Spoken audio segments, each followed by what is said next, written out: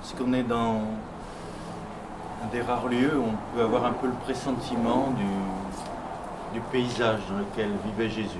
On voit encore les collines, le lac, un peu de jardin. Donc depuis 2000 ans, je dirais, ça reste ça. L'air que nous respirons, la lumière, le lac. Je crois qu'il y a beaucoup d'éléments qui sont des traces, qui nous rappellent le climat, l'ambiance dans lequel pouvait vivre Jésus. Et particulièrement donc ce lieu, ce jardin de Myriam de Magdala, où selon la tradition, il a pu être accueilli. Donc je crois que c'est un bon lieu pour nous rappeler un peu quelques-unes des étapes de la vie de Myriam de Magdala. Vous savez, ce mot Myriam vient de la myrrhe, qui est un parfum qui conserve les corps. C'est la myrophore, on l'a vu dans cette fresque, les myrophores, celles qui portent le parfum. Et puis il y a ce rappel, vous sentez le contraste avec ce qu'on a vécu avec les Esséniens, où effectivement les femmes, les infirmes sont exclues. Et nous disions que Jésus a quitté cette façon de vivre, d'interpréter la loi, qu'il respecte, mais pour lui il y a quelque chose d'universel, et que la Torah n'est pas réservée aux hommes. Ça va être une des raisons pour laquelle il va être d'ailleurs controversé, c'est qu'autour de lui, eh bien, il y a aussi des femmes qui écoutent son enseignement. Et particulièrement, on va voir cela présent dans le récit où il est invité chez Simon. Où là, on va voir Myriam déployer un peu, je dirais, non seulement tout son être. C'est pas encore le langage de la parole. Je dirais c'est plus tard qu'elle deviendra l'apôtre des apôtres, mais pour le moment c'est le langage des cheveux, c'est le langage des larmes, c'est le langage du parfum. Donc je vous lis ce texte que vous connaissez bien, c'est dans l'évangile de Luc, au chapitre 7 et verset 36. Un pharisien invita Yeshua à manger avec lui. Il entra dans la maison du pharisien et se mit à table. Et voici une femme qui dans la ville était considérée comme pécheresse. Vous savez que le mot pécheresse, on ne sait pas quel est son péché, justement. Le pécheresse, littéralement, ça veut dire hors la loi. Il ne faut pas tout de suite penser, on a fait souvent de Marie-Madeleine une prostituée, vous trouverez nulle part dans l'évangile de traces à ce propos. Nulle part. Une pécheresse, certains pensent qu'elle était pécheresse dans le sens où elle était hors la loi, et hors la loi parce qu'elle voulait étudier la Torah. Auprès de son frère Lazare, qui connaissait bien les lettres carrées du livre, il y avait en elle cette quête de vérité. Donc cette vérité qu'elle va chercher dans le livre, dans les écrits de la Torah, et est-ce que c'est possible que cette Torah, cette parole, ait aussi un corps et un visage? Je dirais que chez Myriam, il y a ce désir d'une Torah incarnée, d'un logos incarné. Et toujours est-il que pour les sages de son époque, c'est une femme hors la loi, une pécheresse. Donc là, le texte nous le dit tout de suite, une pécheresse. Et ayant appris que Jésus était à table dans la maison du pharisien, elle avait apporté un vase de parfum. Et se plaçant par derrière, à ses pieds, tout en pleurs, elle se mit à lui arroser les pieds de ses larmes. Et elle les essuyait avec ses cheveux, les couvrait de baisers, les oignait de parfum. À cette vue, le pharisien qui l'avait convié se dit en lui-même, « Si cet homme était vraiment un prophète, il saurait qui est cette femme qui le touche et ce qu'elle est, une pécheresse. » Mais prenant la parole, Yeshua lui dit, « Shimon, j'ai quelque chose à te dire, parle. » Un créancier avait 2 débiteurs. L'un devait 500 deniers, l'autre 50. Comme il n'avait pas de quoi rembourser, il fit grâce à tous les 2. Lequel des 2 l'en aimera le plus? Simon répondit, celui-là, je pense, auquel il a fait grâce le plus. Et il lui dit, tu as bien jugé. Et se tournant vers la femme, il lui dit, tu vois cette femme, je suis entré dans ta maison, tu ne m'as pas versé d'eau sur les pieds. Elle, au contraire, m'a arrosé les pieds avec ses larmes et les a essuyés avec ses cheveux. Tu ne m'as pas donné de baiser. Elle, au contraire, depuis que je suis entré, n'a pas cessé de me couvrir les pieds de baisers. Tu n'as pas répandu d'huile sur ma tête. Elle, au contraire, a répandu du parfum sur mes pieds. À cause de cela, je te le dis, ses péchés, ses nombreux péchés, lui sont remis, puisqu'elle montre beaucoup d'amour. Et celui à qui on remet peu, montre peu d'amour. Puis il dit à la femme, tes péchés sont remis. Et ceux qui étaient à table avec lui se mirent à dire en lui-même, qui est-il celui-là qui va jusqu'à remettre les péchés? Et il dit à la femme, ta foi t'a sauvée, va en paix. Donc vous connaissez bien cet évangile, ce langage de Myriam. Aujourd'hui, les pharisiens d'aujourd'hui, ceux qui décident de ce qui est la santé, de ce qui est normal, de ce qui n'est pas normal, diraient cette femme, non seulement, ils ne diront pas c'est une pécheresse, ils diront c'est une hystérique. Les larmes, tout ça, qu'est-ce que c'est que ce cinéma? C'est une grande actrice. Hein?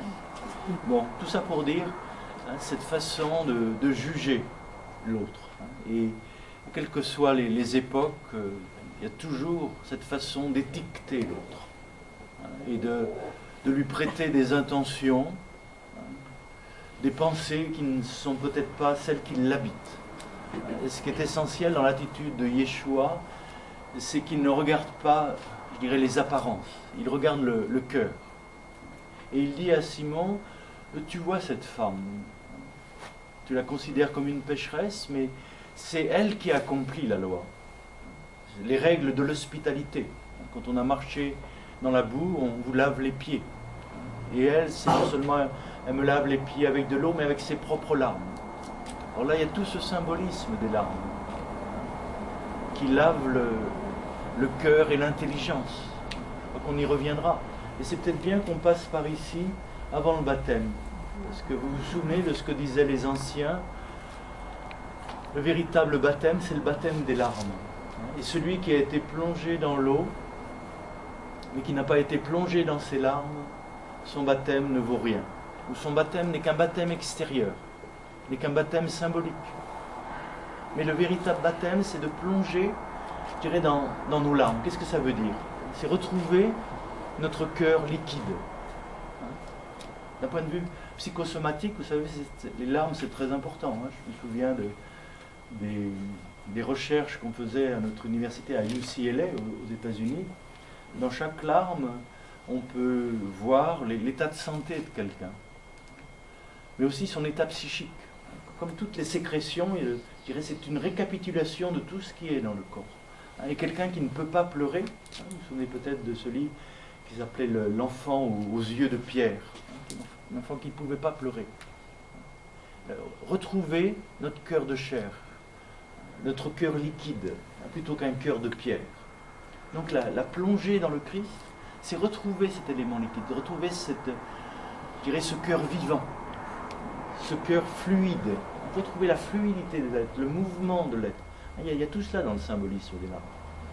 Et on dira que c'était les vraies perles de Myriam de Magdala. Et comme les perles, c'est lumière au-dedans, lumière au-dehors. C'est le symbolisme de l'homme de perles. Vous avez vu tout un tas de textes anciens à ce propos du corps de perles. C'est-à-dire lumière au-dedans, lumière au-dehors. La transparence retrouvée. Donc il y a tout ce thème des larmes. Il y a le thème aussi des cheveux déployés. Les cheveux, c'est les antennes. Vous savez, Bon, toute cette symbolique des cheveux, les racines, hein, comme dans la Kabbale, nos racines, je dirais, c'est par les cheveux. C'est nos racines dans le ciel. Il y a nos racines de terre, il y a notre prise de terre, mais il y a notre prise de ciel aussi. Donc l'importance des cheveux. Et Myriam, c'est vrai, on la représente souvent, les cheveux déployés, comme la bien-aimée du Cantique des Cantiques. C'est-à-dire qu'elle a, je dirais, éveillé en elle toutes ces dimensions d'intuition, toutes ces antennes, toutes ces dimensions, je dirais, de sensitif, de médiumnité. Donc il y a tout ce thème-là avec les cheveux. Elle sait déjà qui est Jésus, ce que les autres ne savent pas. On ne sait pas s'il est un prophète. Elle le sait. Et dans tout le symbolisme de ces actes, aussi cette façon de oindre d'huile. Vous savez, c'est le rôle, dans l'Antiquité, de la façon dont on va oindre le Messie. C'est l'onction du roi. C'est-à-dire on reconnaît la présence du Messie, la présence du roi dans cet homme. Et c'était le rôle de la prêtresse. Bon, il y a tout ce symbolisme dans les actes de Myriam de Magdala.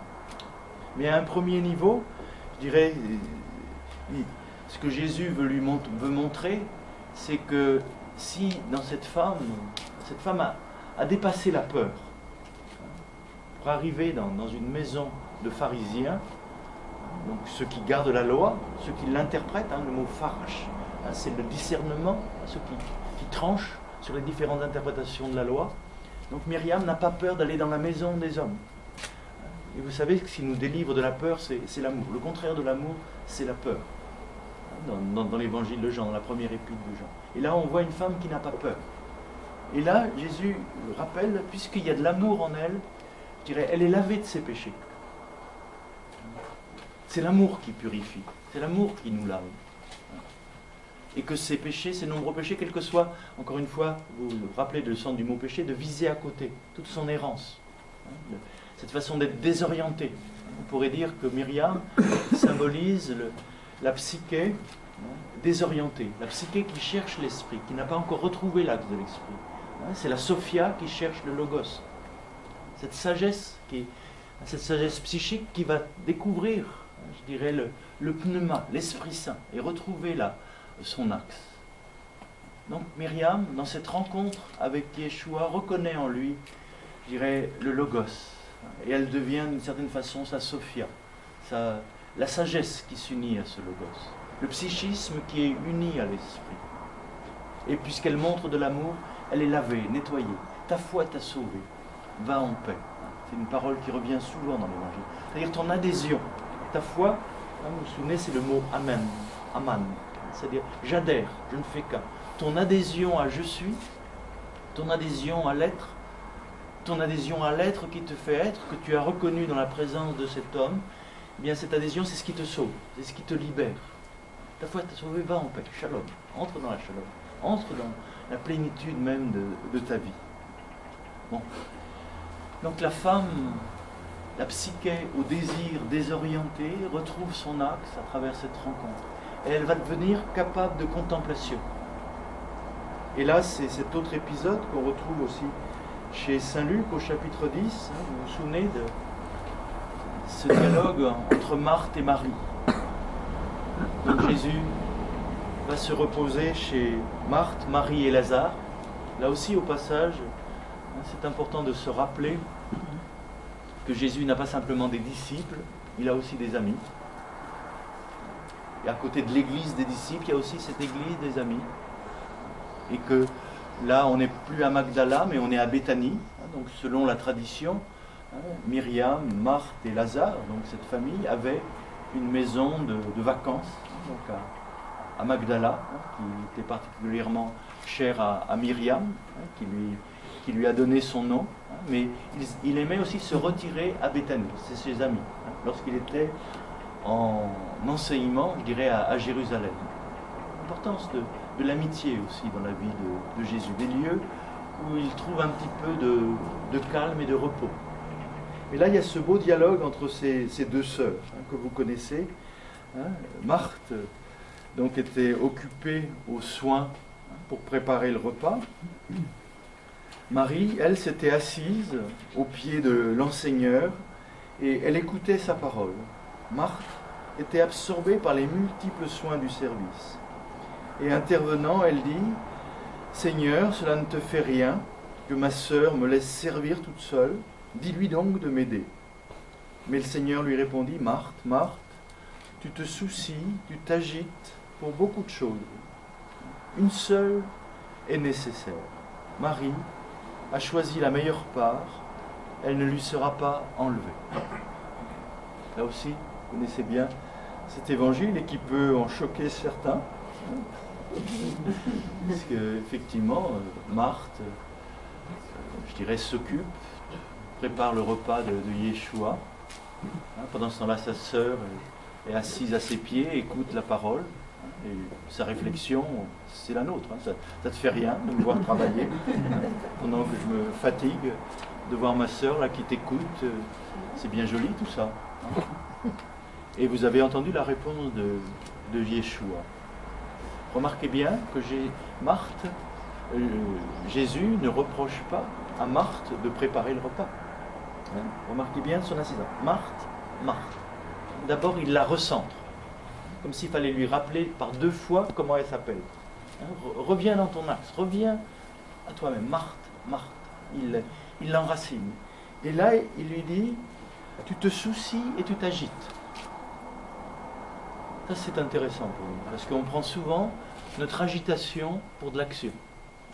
On en connaît des personnes parmi nous, et nous sommes là, on s'agite, on remue du vent, mais on n'agit pas vraiment. On n'est pas dans l'action, on est dans la réaction, on est dans l'agitation. Donc Jésus ne reproche pas à Marthe d'agir, mais de s'agiter. Et il ne lui reproche pas, il lui fait remarquer cela. Regarde comment tu agis. Est-ce que c'est de l'action ou est-ce que c'est de l'agitation?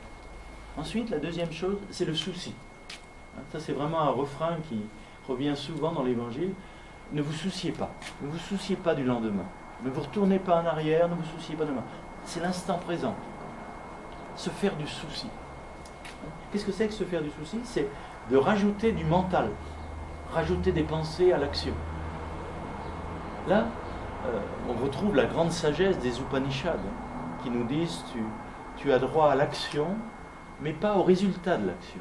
Ne te soucie pas du résultat de l'action. Fais ce que tu as à faire, fais-le le mieux possible. Il s'agit de faire bien les choses. Prépare le repas, fais ce que tu as à faire, mais ne te soucie pas du résultat. Et puis peut-être, ne louche pas. Là, peut-être s'il y a un reproche peut-être de Jésus à l'égard de Marthe, c'est tu louches. C'est-à-dire tu as un œil sur moi et un œil sur ta sœur. Le démon qui est démasqué là, c'est le démon de la comparaison. Vous savez bien, dans notre vie, on n'arrête pas de se comparer les uns aux autres. Moi, ce que je fais, toi, ce que tu fais. Moi, ce que je fais, c'est bien, ce que tu fais, c'est mieux ou c'est moins bien. On n'arrête pas de se comparer. Être délivré de la comparaison. Une seule chose est nécessaire. Alors là, c'est cette unique chose qui est nécessaire. C'est-à-dire que Marthe est dans la dualité. Elle a un œil sur Jésus, un œil sur sa sœur. Son regard n'est pas un. Son regard n'est pas unique, n'est pas unifié. La seule chose nécessaire, ce que nous rappelle la tradition, c'est de regarder vers lui. Quoi qu'on fasse, que ce soit dans l'action ou dans la contemplation, l'important c'est d'être tourné vers l'être, d'être tourné vers je suis. Et si on est tourné vers je suis, eh bien c'est ça l'unique nécessaire. C'est d'avoir le cœur orienté vers le meilleur, non seulement de soi-même, mais vers le meilleur du vivant, de l'être. Autrement, on est dans la dualité, on est dans la division, on est dans la comparaison. Une seule chose est nécessaire, retrouver en nous ce goût de l'un, ce goût de l'unique. Et à ce moment-là, on va cesser d'opposer Marthe et Marie. Parce que Marthe et Marie, encore une fois, ces deux femmes, ces deux sœurs, d'un point de vue archétypal, elles sont en chacun de nous. C'est l'union de l'action et de la contemplation. Il ne faut pas opposer l'action et la contemplation. Comme on le fait quelquefois, même dans des institutions. Pour avoir vécu chez les Chartreux, il y a les pères qui contemplent et il y a les frères qui travaillent. Pour nourrir les pères qui contemplent. Vous sentez bien? Et on se fonde sur la lecture de ce texte, en disant qu'il y a les contemplatifs et il y a les actifs. Mais si vous lisez ce texte, vous trouverez nulle part, je dirais, cette opposition entre actif et contemplatif, puisque c'est ce que Jésus reproche, qu'il ne s'agit pas de les opposer, puisqu'il y a une seule chose qui est nécessaire. Et que Marthe et Marie, c'est comme les deux yeux d'un même regard.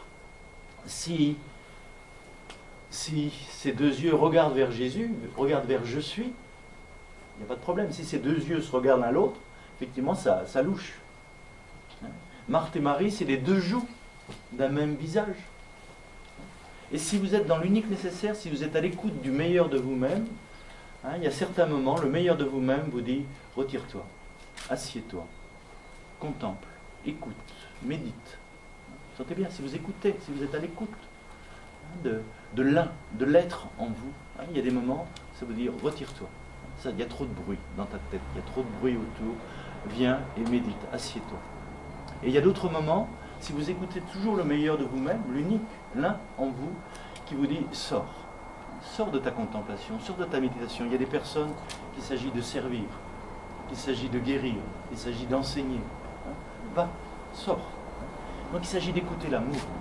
Et à certains moments, le meilleur de nous-mêmes, je dirais le meilleur de la vie, qu'est-ce que c'est que le meilleur de la vie si ce n'est l'amour? Eh bien, si on est à l'écoute du cœur, de cet unique nécessaire, eh bien à un certain moment, vous sentez bien, vous avez besoin de vous retirer, de revenir à la source, de contempler, et à d'autres moments, au contraire, d'aller vers les autres. Parce qu'autrement, cette source, je dirais, va vous étouffer. Elle a besoin de se donner, elle a besoin d'aller dans le don.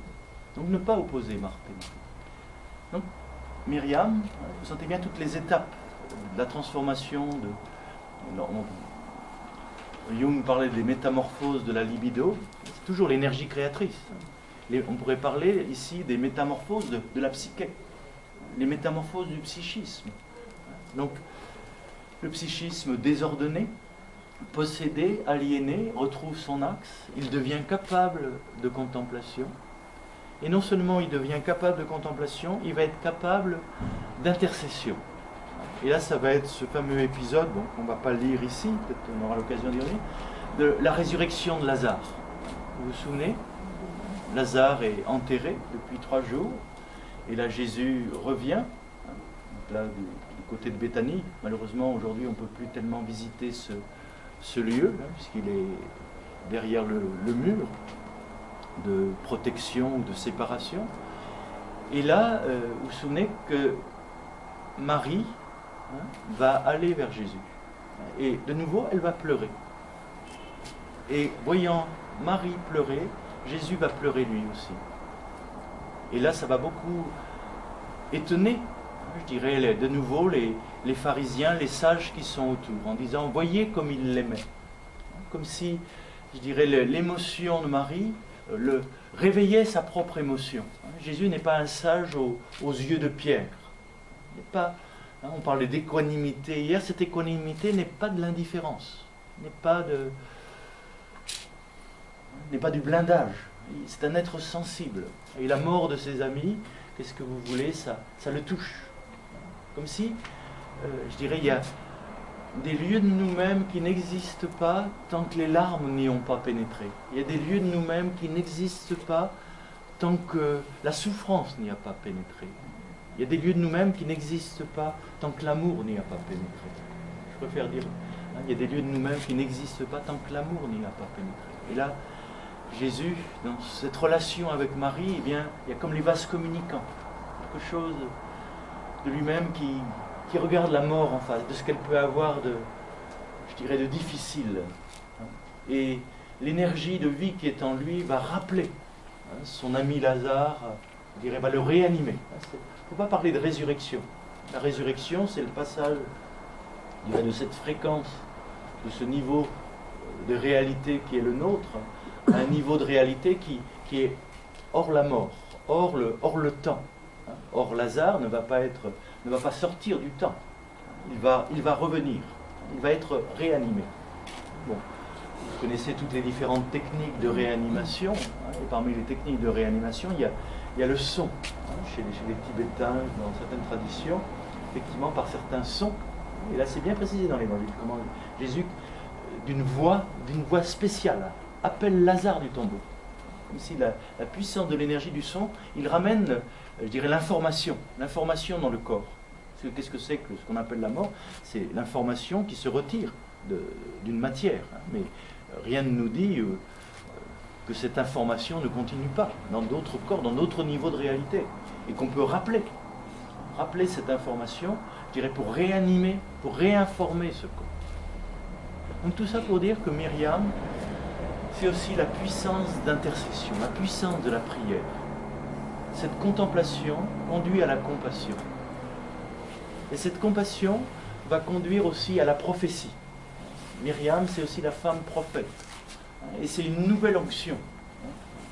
Chez Saint Jean, on parle de l'onction de Béthanie, où peu de temps avant la Passion, Myriam va annoncer, je dirais, ce qui va arriver. Et c'est là qu'il y aura ce dialogue avec Judas. Vous vous rappelez? Parce que le nard de Grand Prix, le parfum de Grand Prix, dont vous avez peut-être acheté quelques gouttes, c'était un parfum précieux. Eh bien, Judas dit on aurait pu le dépenser et acheter quelque chose pour les pauvres. Et là, Jésus répond, les pauvres, vous les aurez toujours. Mais moi, vous ne m'aurez pas toujours. C'est-à-dire, encore une fois, Myriam vit dans le présent. Et elle sent, elle a ce pressentiment avant les autres disciples de ce qui va se passer à Jérusalem. Et de nouveau, elle loin le roi. Elle reconnaît en lui la présence du Logos, de l'information créatrice. Donc là, elle est prophète. Elle annonce ce qui va venir. Puis Myriam va être aussi la femme capable de regarder la mort en face. Au pied de la croix, il n'y a pas beaucoup d'hommes. Pierre, Jacques, Barthélemy, Lévi, tous sont partis. Il reste Marie, la mère, Myriam de Magdala et Jean, au pied de la croix.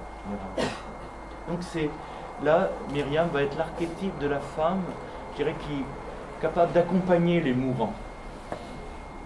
Dans nos sociétés actuelles, ce qui est au chevet du mourant, ce n'est pas les grands patrons, ce n'est pas les médecins. C'est quelquefois des bénévoles. Et parmi ces bénévoles sont souvent des femmes qui recueillent le dernier souffle, les dernières paroles du mourant.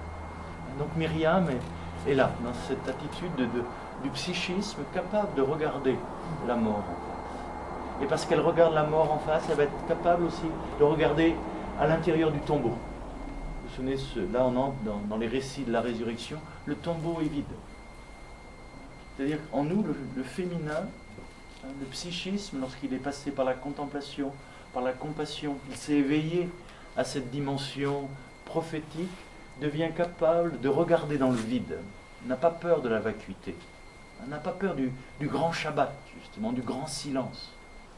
Et c'est dans ce vide qu'elle va rencontrer les anges. Pourquoi chercher parmi les morts celui qui est vivant? Pourquoi chercher parmi ce qui est mortel? Tout ce qui est composé sera décomposé. Pourquoi chercher parmi ce qui est mortel le vivant? Il n'est pas ici, il est ressuscité. Anastasis.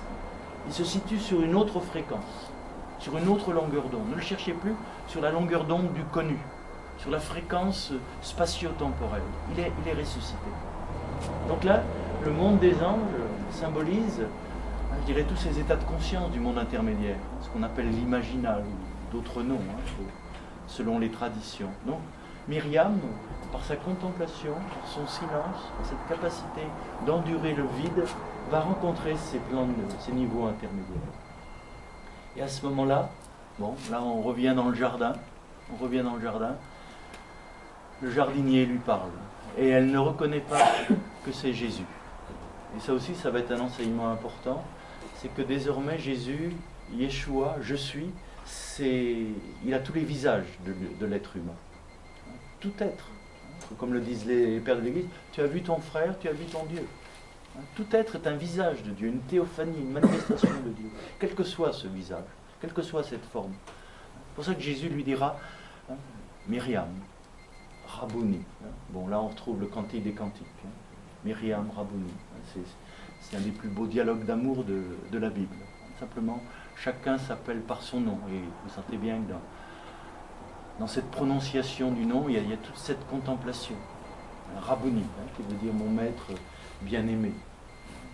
Il y a à la fois un infini respect et une grande intimité. C'est bien le maître, c'est bien le rabbi, c'est bien le maître, mais Rabouni, il y a aussi de la tendresse. Il y a les deux. Il y a à la fois une grande distance et une grande proximité. Rabouni. Et là, Jésus lui dit, ne me retiens pas. Ne me ramène pas dans le connu. Ne me ramène pas dans, je dirais, dans le corps dans lequel nous nous sommes rencontrés. Ne me ramène pas sur la fréquence, sur le niveau de réalité, sur le niveau de conscience que nous avons partagé. Désormais, va vers mes frères. Et dis-leur, je monte vers mon Père et votre Père. Et c'est à ce moment-là que Yeshua donne à Myriam, je dirais,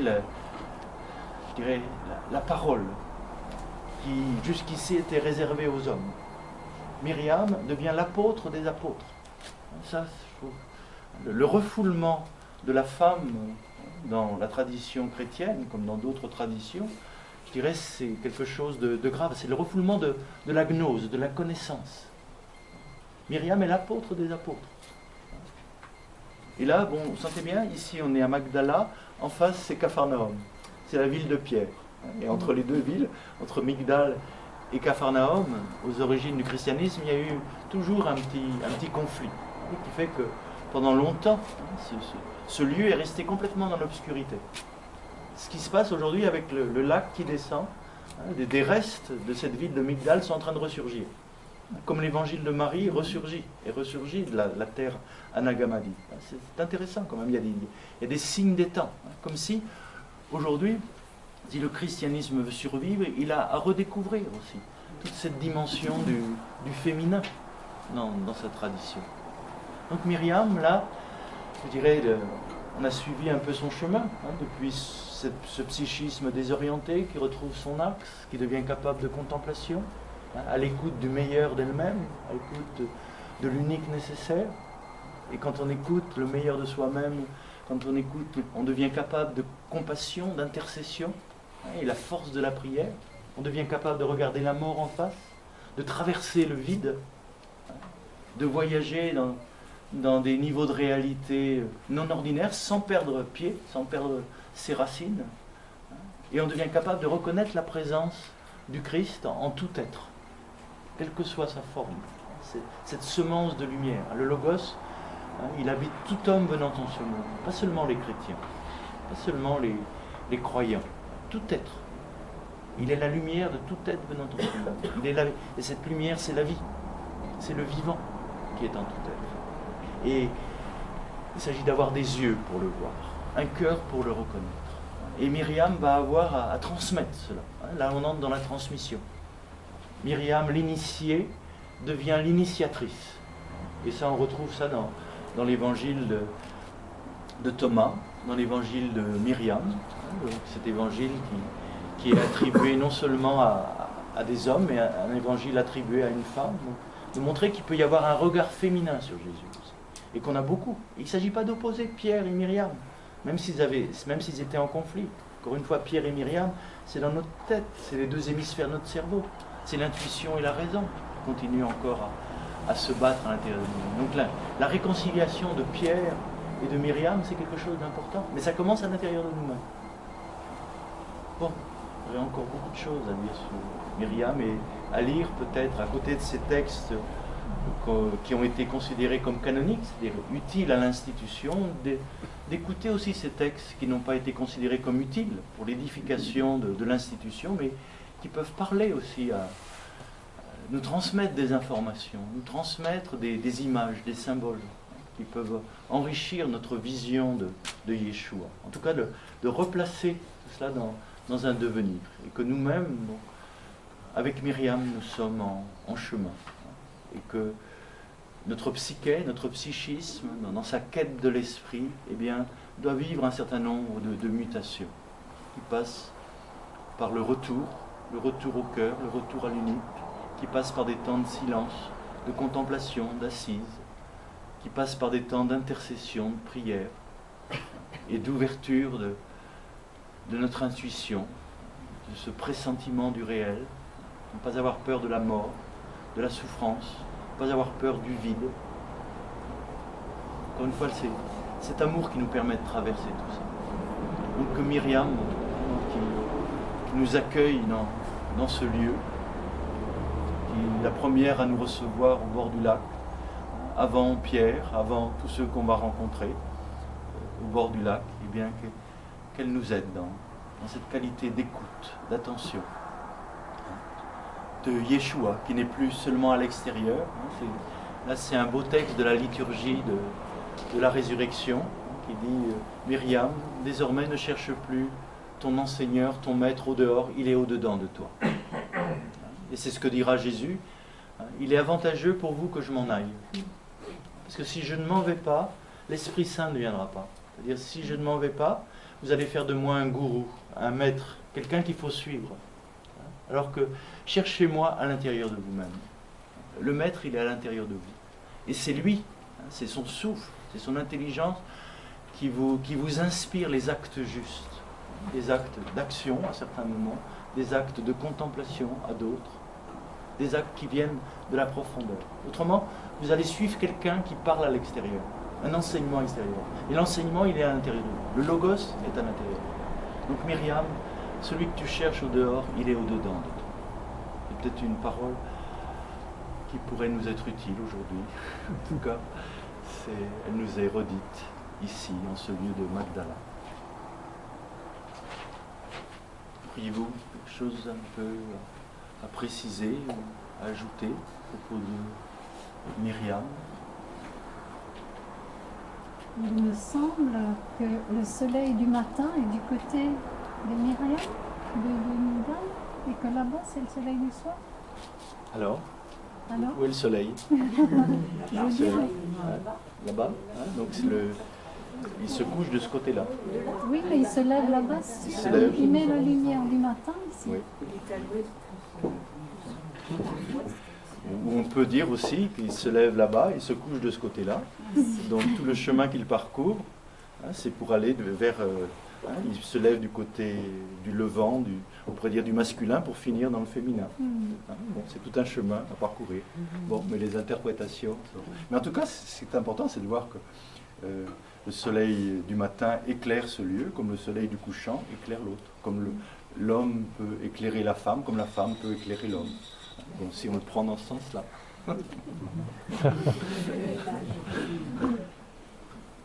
On prend juste quelques minutes. On aimerait rester peut-être plus longtemps dans le jardin, mais je vois qu'il y en a quelques-uns qui ont un peu froid. Donc, mais on peut quand même quelques minutes pour remercier Myriam et lui demander de nous inspirer. Hein, parce que là maintenant, on est vraiment sur les traces de Jésus, des lieux où il a enseigné, hein, puisque c'est le lieu d'où il revient du Jourdain.